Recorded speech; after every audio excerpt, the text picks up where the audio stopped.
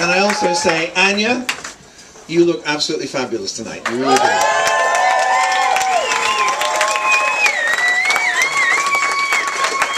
And Ben, you scrubbed up well too.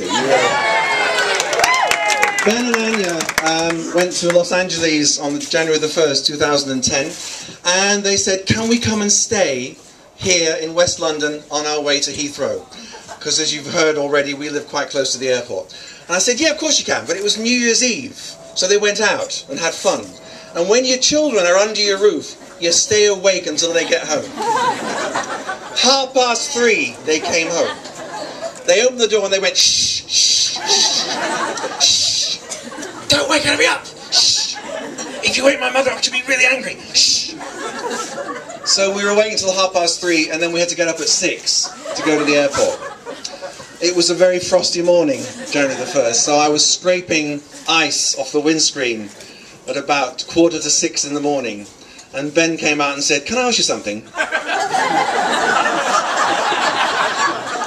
And I almost said, if it's anything that requires a sensible answer, no. But he said, while we're away in California, I'm going to ask Anya to marry me. And I gave him a big hug. And I got a really big pain here, because the car door was between us. Was that a pain in your wallet?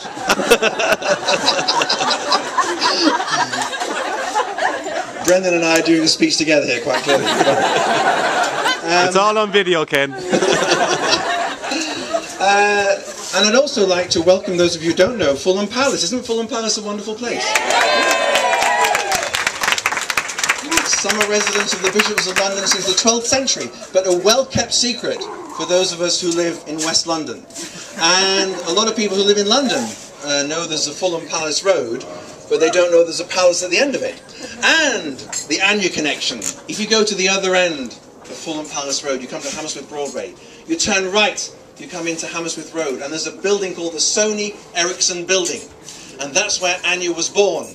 In a phone shop, basically. It was actually a hospital in those days.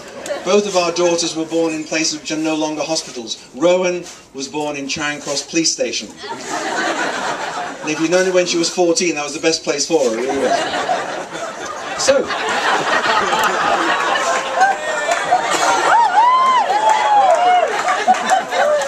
Anya was born on December the 13th, which was a big surprise to us because we were expecting her on January the 6th. We had other plans for December.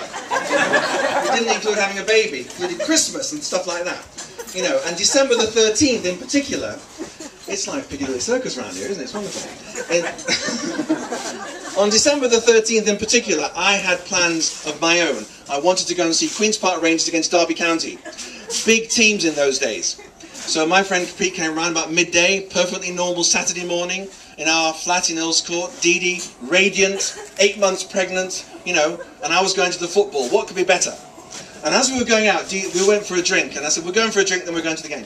Dee Dee said, I'll make some sandwiches for you. Sandwiches for a soccer match? I said, no, Dee Dee, you make sandwiches for a cricket match, you know. Sometimes nothing happens all day, so you really need the sandwiches. She said, no, I'll make some sandwiches. So we went to the pub and came back, and Dee Dee was tapping the counter in the kitchen and going, shh, shh, shh, like that. And I thought, well, she's not wearing headphones, so she's not listening to music. What's going on? And I said the classic bloke line, are you all right? She said, shh, yeah, I'm fine. Shh. I said, Dee Dee, you look as if you're having a baby or something. No, it's a false alarm. But it clearly wasn't a false alarm. So we dropped everything. Pete went to the game.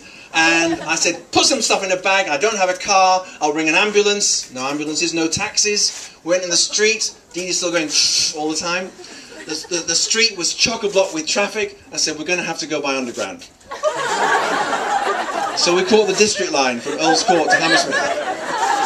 And Dee Dee, who absolutely looked gorgeous when she was pregnant, really. She had this lovely blonde hair and this big dress on, you know. And she was standing on the pole doing this.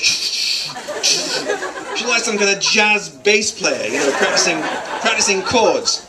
But people, if you do this, if you stand next to a pole going, people look at you. And they look nervous and anxious. So I thought, well, I'll just calm everybody down. I said, it's okay, she's having a baby. If that was designed to calm them down, it didn't work. So we got to the hospital, the Sony Ericsson building, at about 1 o'clock, and Anya was born at 3:30. And Queen's Park Rangers drew 1-1 with Derby County. Now, I've tried, racked my brains to work out how this happened, but Rowan, who was 3.5 years old at the time, was actually at Vanessa Redgrave's house in Chiswick. That's the last name I will drop in this speech, I promise. Chiswick, very smart part of town. She was at Vanessa Redgrave's house with our friend Silvana. Silvana, who became one of Anya's godmothers. The other godmother is Alison, over there. Alison, wave your hand. Godmother. Okay. But Rowan was with Silvana and Vanessa's children, Natasha and Jolie, which is why Anya's middle name is Jolie. And so I ran to Chiswick and I said, Rowan, you have a baby sister. And Rowan said, I'm staying here. Which I gather is quite common with older siblings. And I said, well, okay, can I pick you up later? You know, I mean, I'm your dad and stuff. So the next day we went to meet Anya, who was tiny and in an incubator. And we sat and talked to to Dee Dee. And Rowan said, can we go home now? And Dee Dee said, okay, bye. And Rowan said, you're not staying here with that baby, are you? And I would say that was the lowest point of their friendship, because I hope I'm right in saying that my two daughters, Rowan and Anya, are the best of friends. You're the best of friends, aren't you?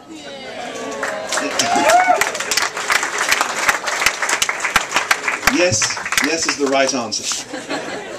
Anyway, so anybody knows anything about premature babies? Anya was quite difficult for the first 3 months. She screamed and she screamed and she screamed and she screamed without stopping, day and night, until we met another Italian girl, Teresa. And Teresa said, I have experience of children like this. Only she said it with an Italian accent, you know. And she said, I know, I was waiting for you to do that. You've done that to me before. Right, and she said, I know what to do. She took Anya over to our ancient record player. She took out an album called Band on the Run. Anybody over here, the quiet side? Do you know that? You're a bit quiet on this table, so I'm coming to talk to you now. Band on the Run, who recorded it? Wings. Paul McCartney. Wings. Anybody home? Come on, Wings is the answer. Wings. Paul McCartney. Wings. Thank you. Right. And she switched on this album, and she put Anya's ear next to the speaker and turned up the volume. It was terrifying. Anya stopped crying. Well, we think she did. It was so noisy we couldn't hear anything else, you know.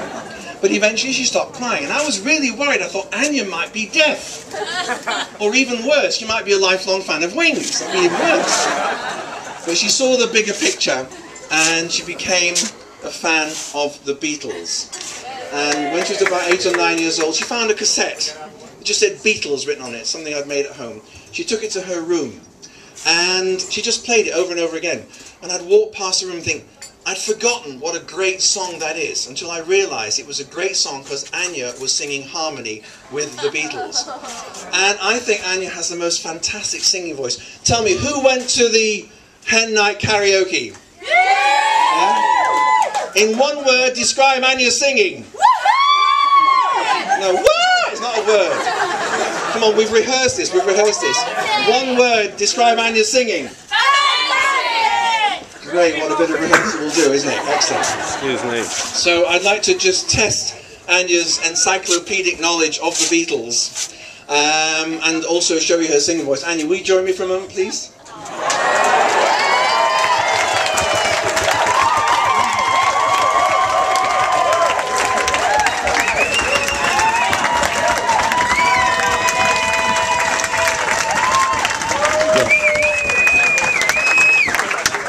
Anya, I'm going to give you the line of a Beatles song, and I want you to sing the lines that come after that. Are you okay about that? Yes. Okay, the first one is, If I Fell in Love with You. Would you promise to be true and help me understand? 'Cause I've been in love before.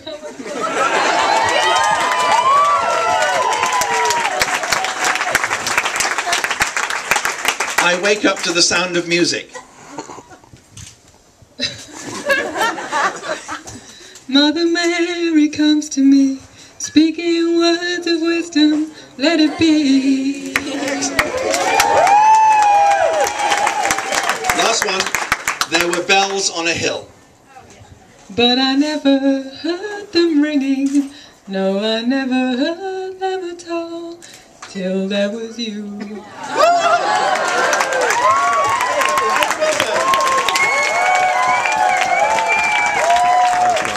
That's not enough.